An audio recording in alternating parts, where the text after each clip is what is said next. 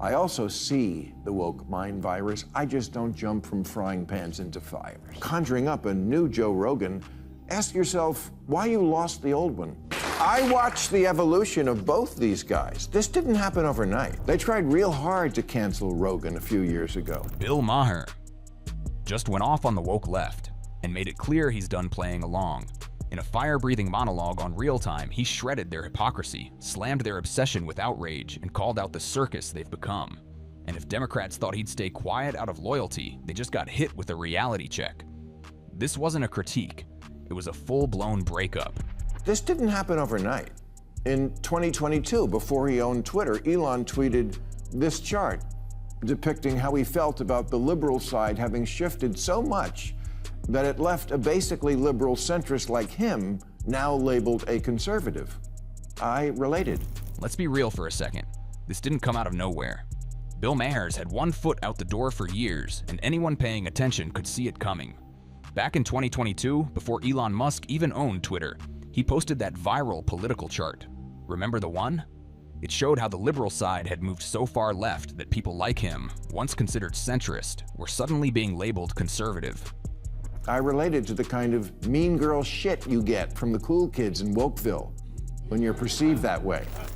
And Maher, he got it. He felt that shift, because just like Elon and Joe Rogan, he knows exactly what it's like to get the cold shoulder from the cool kids in Wokeville the moment you stop parroting the script. Some of the cast members gave him the cold shoulder for the sin of being rich. They tried canceling Rogan for platforming dissent. They gave Elon the silent treatment on Saturday Night Live just for being rich. And now they're treating Maher like he's the enemy, for daring to think for himself. Want to win my vote? Don't give me the ick.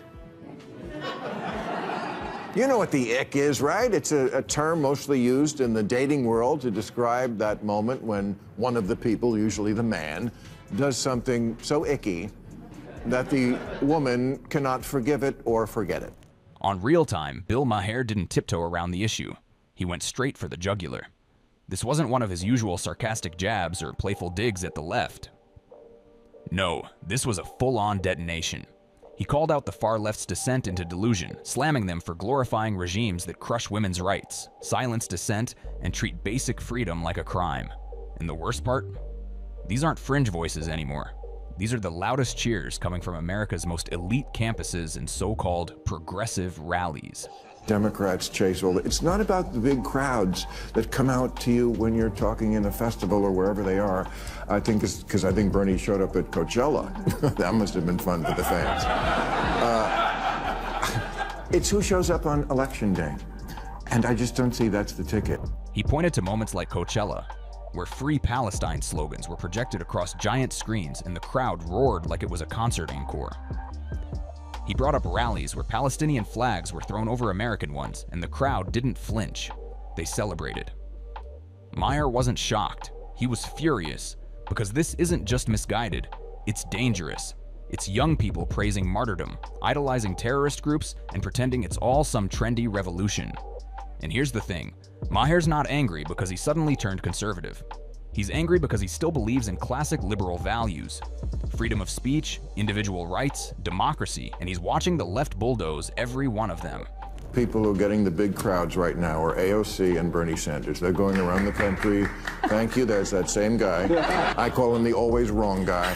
Okay, but I feel like, you know, big crowds, again, the shiny object that the Democrats chase all. It's not about the big crowds. But Maher didn't stop there. He went straight for the party's so-called leaders. He took direct aim at Bernie Sanders and AOC, accusing them of fueling chaos instead of leading. He called out their obsession with viral moments, like Bernie showing up at Coachella, treating applause like it wins elections. No policy, no solutions, just political theater. Then came the gut punch. Democrats aren't raising leaders. They're grooming cynics. They're teaching young people to tear down, not build up. Unity's been replaced by outrage, patriotism by guilt, and reason by whatever's trending. For Maher, this isn't just bad politics, it's cultural betrayal. The party once rooted in grit and honesty is now chasing clout. And watching it in real time? That's what finally made him walk. Democrats have become like a royal family that, because of so much, has unfortunately had children who are And the same thing can happen to ideas if they are also conceived in an atmosphere of intellectual test. Maybe take the clothespins off your noses and actually converse with the other half of the country. And just when you think he's finished, he digs even deeper. He torched the Democrats' so-called new ideas, calling them what they are: old failures in fresh packaging. AOC's economic revolution? He slammed it as socialism 2.0, a recycled ideology that's failed every time it's been tried. No real plans, just buzzwords and applause lines. To Maher, this isn't leadership, it's cosplay politics. The party of working people has turned into a clique chasing utopian fantasies, ignoring the real struggles voters face. And every time they choose likes over results, they lose people like him. People who just want common sense back. Stop screaming at people to get with the program and instead make a program worth getting with. And then came the part that really hit a nerve, because Maher didn't just call out policies, he called out attitude. He said the Democratic Party acts like a spoiled royal family, trapped in a self-righteous bubble. Blind to how out of touch they've become. This new liberalism isn't about debate, it's about control. Get in line or get canceled. His advice? Talk to people outside your echo chamber. Stop yelling and start offering something worth voting for. Because right now, it's not leadership, it's performance. And that smug attitude? It's costing them voters faster than any policy ever could. When you do this shit to them, that it's not gonna have blowback. Now me, again, you don't have to win me back because I never left. But all the guys in America like Joe and Elon, yeah, you do have to win them back. And Maher didn't hold back when it came to the Democrats' media meltdown either. He mocked the Democrats' post-election strategy. Instead of fixing their message, they decided they needed their own Joe Rogan. Not better policies, just better PR. The irony? They had those voices, Rogan, Elon, even Maher himself. But the moment any of them questioned the narrative, the left tried to cancel them. These weren't conservative. They were centrists who valued open debate. Now the party wants them back. But as Maher put it, good luck. You can't cancel someone on Monday and expect their vote on Tuesday. It's never too early to strategize. Democrats have been having a lot of donor retreats lately where liberal strategists hold ideathons, where they try to figure out why they keep losing elections. And this is where Maher's frustration turns personal, because he sees himself in that group they pushed away. He lumped himself right in with Rogan and Elon, not because he's waving a red flag, but because he's lived the same backlash. 5 years ago, all three of them were seen as classic liberals. Pro-science, pro-free speech, pro-equality. And now, they're treated like traitors simply for refusing to follow the woke playbook. Maher even joked that Elon's mind isn't inflexible, just his neck, but beneath the humor was a very real warning. Bad ideas and bad attitudes are driving smart people out. The Dems need to find their Joe Rogan, a liberal Joe Rogan, because that's why Kamala lost. Republicans have a podcast. And while Maher says he's not ready to jump ship completely, let's be honest, we've heard that one before. Elon said it. Rogan said it. J.D. Vance said it. They all denied they were shifting right. Right up until they did. Maher might not be wearing a MAGA hat, but listen to his tone. The sarcasm is sharper. The patience is gone. And every monologue sounds less like a critique and more like a slow goodbye. He's tired of the performative outrage, sick of the censorship games, and done pretending that the far left hasn't hijacked everything he once respected.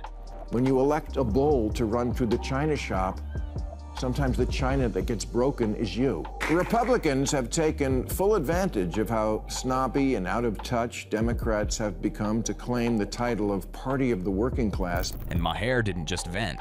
He exposed the double standards like peeling back a mask. He called out the Democrats for saying one thing and doing another. They bash billionaires, then cozy up to them at fundraisers. They preach racial justice, yet silence voices like Rashida Tlaib when it's politically inconvenient. They claim to represent workers, but support candidates with no real connection to working class life. Maher slammed Democratic leadership as performative and hollow, pointing out their reliance on scripted figures who lack real credibility. For him, it's not just missteps, it's a consistent failure to lead with substance. Looking ahead, he warned that elevating figures like AOC, Bernie, or Newsom would only deepen the party's ideological mess and drive more voters away. Is another guy who 5 years ago was thought of as a liberal, but got driven into the other camp. by bad attitudes and bad ideas, a reversal I completely understand, although I would never emulate. Bill Maher's frustration isn't just about policy. It's about watching the Democratic Party abandon reality for slogans, censorship, and performative outrage. He's not walking away quietly either. He's staying on real time to keep calling it out, even warning Elon Musk not to rebound into MAGA territory just because the left lost its mind. And now, after years of watching it implode, he's done asking them to fix it. He's just telling the world exactly why he's out. So here's the question. How long until more voices like Maher stop warning and start walking? Drop your thoughts in the comments, hit that like button, and subscribe for more no-filter truth bombs.